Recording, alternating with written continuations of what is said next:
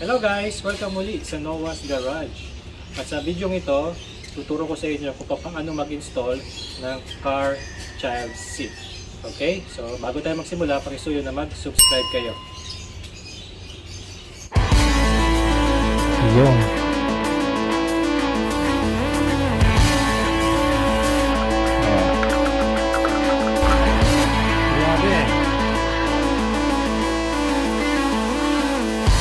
na muna di tayo magaling po. Mga tools na kailangan natin. Pag-uusapan natin ngayon, siyempre, puro sa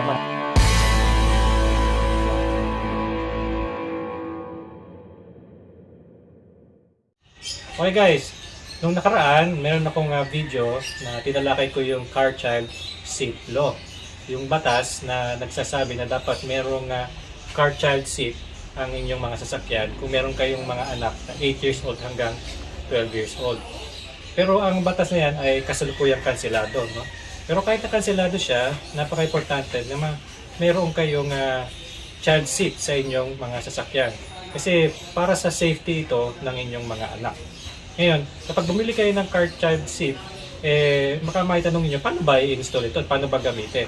Yan ang ituturo ko sa inyo.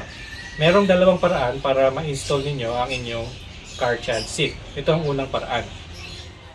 Alright guys, so ito yung ating car child seat. So, napanood nyo sa aking dating video, sa previous video ko nito, na bumili tayo ng child seat sa isang mall, ano?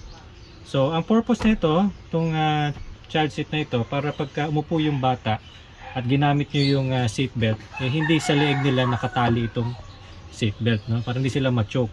Kaya merong car child seat para komportable sila.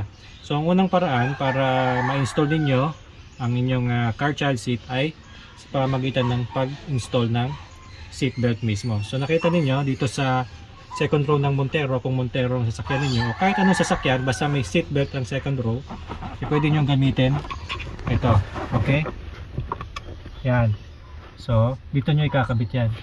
So, yung iba mga child seat, merong mga lalagyan dito sa likuran, no? Meron na talagang kabitan ng seat belt. So dito sa nabili kong child seat ay kailangan mo pang gumawa ng konting improvement, no? Konting modification para maikabit mo itong seat belt. So ganito yan, kabit natin dito.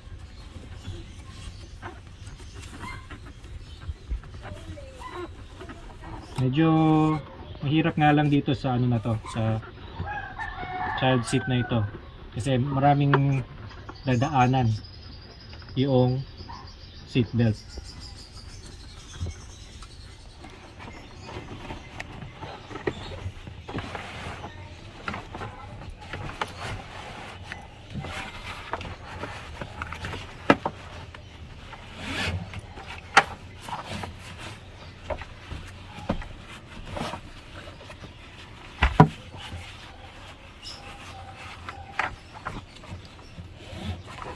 Kailangan nyo lang diskartehan. So, tatali nyo siya dito.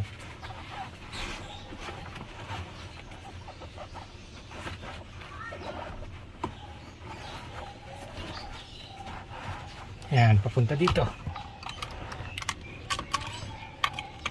Baliktad pala. Yan.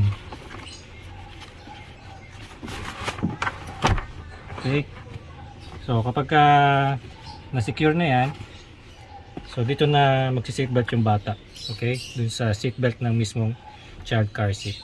So yan yung isang paraan para ma-install ninyo yung child car seat ng bata. Okay guys, yung ikalawang paraan para may kabitin nyo yung car child seat ay sa pamamagitan ng ISOFIX tethers, no? So hindi lahat ng sasakyan mayroong ISOFIX. Itong sasakyan nito, Starex na 2021 model, ay merong ISOFIX tethers, no? So sa Montero, walang ISOFIX. Ewan ko lang sa Gen 3 kung meron, ano. Pero usually, yung mga modern cars ay merong ISOFIX tethers. Okay? So yung ISOFIX, pakita ko sa inyo kung ano yung itsura.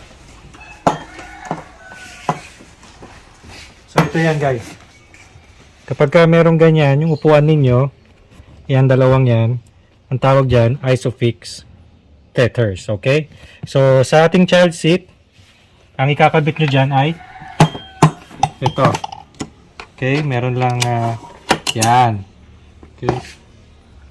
So, hindi nyo nagagamitan ng seatbelt yan.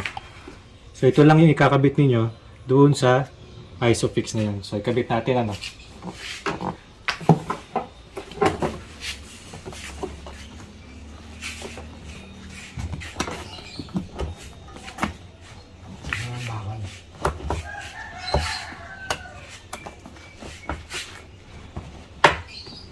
Ayan.